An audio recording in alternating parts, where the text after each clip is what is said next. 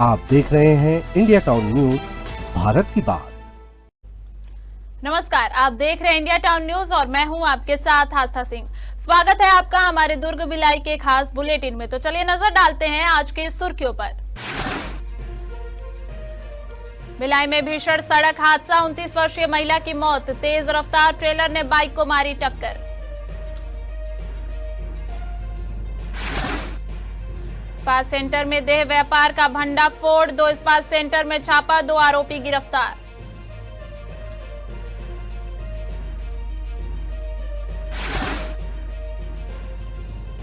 अवैध होर्डिंग्स पर निगम की बड़ी कार्रवाई, अवैध पोस्टर्स हटाए गए, लगाए हजारों का जुर्माना, निगम आयुक्त ने दी कड़ी चेतावनी। भिलाई आयुक्त का सेक्टर 6 उद्यान निरीक्षण, स्वच्छता और सौंदर्य का जायजा लिया, नागरिकों से मुलाकात कर समस्याएं सुनी। चलिए बढ़ते हैं खबरों की ओर। दुर्ग पुलिस ने ऑपरेशन विश्वास अभियान के तहत बड़ी सफलता हासिल की है। थाना पुलगांव की पुलिस ने 3 आरोपियों को गिरफ्तार किया है जो गांजा की सप्लाई करने जा रहे थे। इस अवैध गतिविधि में एक नाबालिग भी शामिल था। दरअसल पुलिस को मुखबिर से सूचना मिली थी कि अभिनंदन पैलेस के पीछे कुछ युवक बिना नंबर की काली स्कूटी में गांजा की डिलीवरी के लिए निकलने वाले हैं। सूचना के मिलते ही पुलिस ने घेराबंदी कर कार्रवाई की। कार्रवाई में आरोपियों के कब्जे से लगभग 3 किलो गांजा, नकदी, एक स्कूटी और मोबाइल फोन बरामद किया गया। पुलिस ने आरोपियों के खिलाफ एनडीपीएस एक्ट के तहत मामला दर्ज कर कोर्ट में पेश किया, जहां से उन्हें न्यायिक रिमांड पर जेल भेज दिया गया है। छत्तीसगढ़ में पहली बार ऐसा मामला सामने आया है जिसमें नाबालिगों को सीधे टारगेट कर उन्हें आतंकी गतिविधियों में शामिल करने की कोशिश की गई। भिलाई के 2 किशोरों की गिरफ्तारी के बाद यह मामला राजनीति में भी गरमा गया है। पुलिस और एटीएस के मुताबिक पाकिस्तान आधारित डिजिटल मॉड्यूल से जुड़े इन दोनों किशोरों की सोशल मीडिया पर आतंकियों से बातचीत के पिछले 4 से 5 साल से चल रही थी। बच्चों को ऑनलाइन गेमिंग और फेक अकाउंट के जरिए ब्रेन वॉश कर कट्टरपंथी सामग्री दी गई। जानकारी मिली है कि दोनों किशोरों ने 100 से अधिक लड़कों का एक ऑनलाइन ग्रुप भी बनाया था जिसमें कई राज्यों के युवा शामिल थे। एटीएस अब पूरे नेटवर्क की जांच कर रही है। सबसे बड़ा सवाल यह है कि जब आतंकी संगठन बच्चों के दिमाग पर हमला कर रहा हो, सोशल मीडिया और ऑनलाइन गेमिंग हथियार बन जाए तो क्या हमारा सुरक्षा ढांचा तैयार है या नहीं। इस मामले में पूर्व मुख्यमंत्री भूपेश बघेल ने कहा कि ऑपरेशन सिंदूर के बाद कड़ा एक्शन का दावा किया गया था, फिर भी ऐसे घुसपैठ कैसे हुई। उन्होंने यह भी कहा कि 2-3 गिरफ्तारियों से सवाल खत्म नहीं होते। 14 से 15 लोगों की जान गई, जिम्मेदारी किसकी है। वहीं गृह मंत्री विजय शर्मा ने अपनी प्रतिक्रिया देते हुए बताया कि लंबी निगरानी के बाद एटीएस को बड़ी सफलता मिली है। दोनों किशोर ISIS के डिजिटल मॉड्यूल से लगातार संपर्क में थे और उनसे जानकारी साझा कर रहे थे। जांच अभी जारी है और कई और खुलासे संभव हैं। सोशल मीडिया पर कुछ ऑब्जेक्शनेबल कंटेंट शेयर होने की जानकारी मिली थी। उसी को कंफर्म करने और फॉलो करने पर जानकारी हुई कि कुछ ऐसे बैंड ऑर्गेनाइजेशन हैं जो कि छत्तीसगढ़ में युवाओं को और किशोरों को प्रभावित करके रेडिकलाइज करने का प्रयास कर रहे हैं। उसी के तहत इन सब के बारे में भी जानकारी मिली थी। केंद्र सरकार है वो केवल लोगों का ध्यान भटकाने के लिए कर रहा है, जबकि केंद्र सरकार ने ऑपरेशन सिंदूर के बाद उन्होंने कहा था कि कोई भी आतंकी घटना होगा किए तो एक्ट ऑफ वार होगा।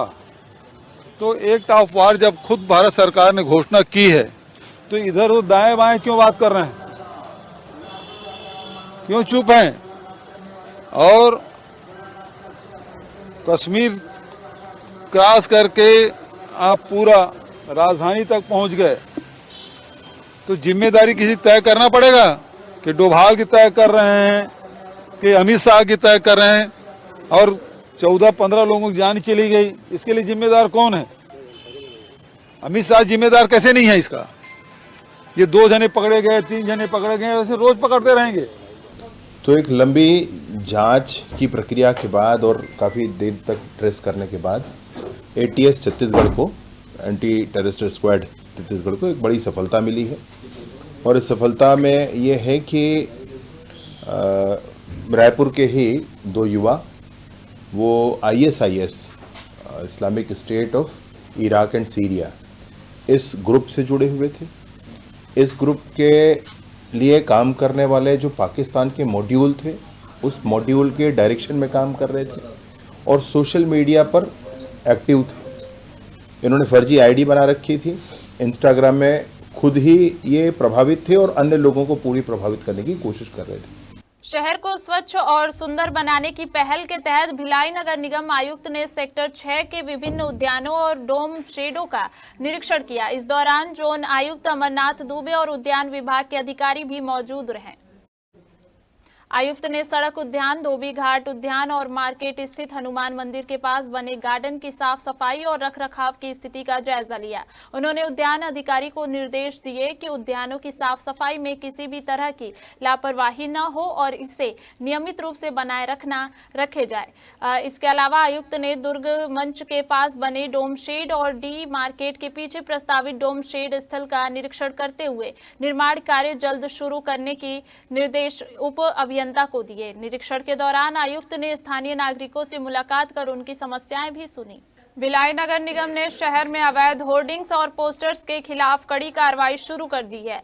इसी कड़ी में निगम आयुक्त राजीव कुमार पांडे के निर्देश पर जोन नंबर 1 की टीम ने सुपेला क्षेत्र में विशेष अभियान चलाया। वार्ड नंबर 7 के घड़ी चौक से चंद्रा मौर्य तक ओवरब्रिज के पिलर्स पर लगाए गए अवैध बैनर, पोस्टर्स और होर्डिंग्स को मौके पर ही हटा दिया गया। अभियान के दौरान नियमों का उल्लंघन करने वालों पर चालानी कार्रवाई करते हुए इंटीरियर पोस्टर्स और सुधीर एक्सरे से हजारों रुपए का जुर्माना वसूला गया। निगम ने संबंधित संस्थानों को कड़ी चेतावनी दी है कि भविष्य में अवैध विज्ञापन लगाने पर सख्त कानूनी कार्रवाई की जाएगी। निगम आयुक्त राजीव कुमार पांडे ने स्पष्ट कहा है कि सार्वजनिक स्थानों पर अवैध विज्ञापन किसी भी हाल में बर्दाश्त नहीं किए जाएंगे और यह अभियान लगातार जारी रहेगा। पावर हाउस ITI के पास एक दर्दनाक सड़क हादसे में 29 वर्षीय साक्षी शर्मा की मौके पर ही मौत हो गई। घटना उस समय हुई जब साक्षी अपने पिता के साथ पावर हाउस स्टेशन से बाइक पर पदुम नगर अपने मायके लौट रही थी। जानकारी के अनुसार पीछे से तेज रफ्तार में आए ट्रेलर ने बाइक को जोरदार टक्कर मार दी। टक्कर के बाद साक्षी बाइक से गिरकर ट्रेलर के पहिए के नीचे आ गई, जिससे उसकी मौके पर ही मौत हो गई। भीड़ जाम होने और बवाल की आशंका के चलते पुलिस ने तुरंत मौके पर पहुंचकर शव को हटवाया और ट्रैफिक को नियंत्रित किया। घटना की गंभीरता को देखते हुए अतिरिक्त पुलिस बल भी तैनात किया गया है। मेरी बेटी राजनांदगांव से पदुम नगर आने के लिए छत्तीसगढ़ एक्सप्रेस से आई। मैं उसको लेने पावर हाउस स्टेशन से जा रहा था घर लेके। ब्रिज के नीचे से एक ट्रक वाला, पता नहीं कौन था, ट्रक वाला मार दिया। मैं फिसलते हुए काफ़ी दूर तक घिसट गया। वो गिरी तो सीधे टायर के नीचे आ गई। मैं उठ के देखा पीछे मेरी बेटी कहाँ है, तो पता चला वो तो लथड़ा पूरा फेफड़ा बाहर है। क्या बोलोगे, 1 साल नहीं हुआ शादी को अभी। दुर्ग पुलिस को अवैध गतिविधियों के खिलाफ एक और बड़ी सफलता हाथ लगी है। सुपेला थाना क्षेत्र के स्मृति नगर चौकी पुलिस ने मसाज और स्पा सेंटर की आड़ में चल रहे देह व्यापार का खुलासा करते हुए 2 आरोपियों को गिरफ्तार किया है। जानकारी के अनुसार पुलिस को अमन ढाबा के पास स्थित lavish family spa and salon और dream catcher spa and salon में मसाज के नाम पर अवैध देह व्यापार संचालित होने की सूचना मिली थी। सूचना की पुष्टि होते ही पुलिस टीम ने दोनों स्पा सेंटर में दबिश दी। दबिश के दौरान पुलिस को कई संदिग्ध गतिविधियां दिखाई दी। मौके से संचालिका अहिल्या सागरवंशी और आकुर शिखार को हिरासत में लिया गया। पुलिस ने दोनों आरोपियों के खिलाफ प्रतिबंधात्मक धाराओं के तहत वैधानिक कार्रवाई की है। हमारे दुर्ग भिलाई के बुलेटिन में फिलहाल इतना ही। देखते रहिए इंडिया टाउन न्यूज, भारत की बात। नमस्कार। आप देख रहे हैं इंडिया टाउन न्यूज, भारत की बात।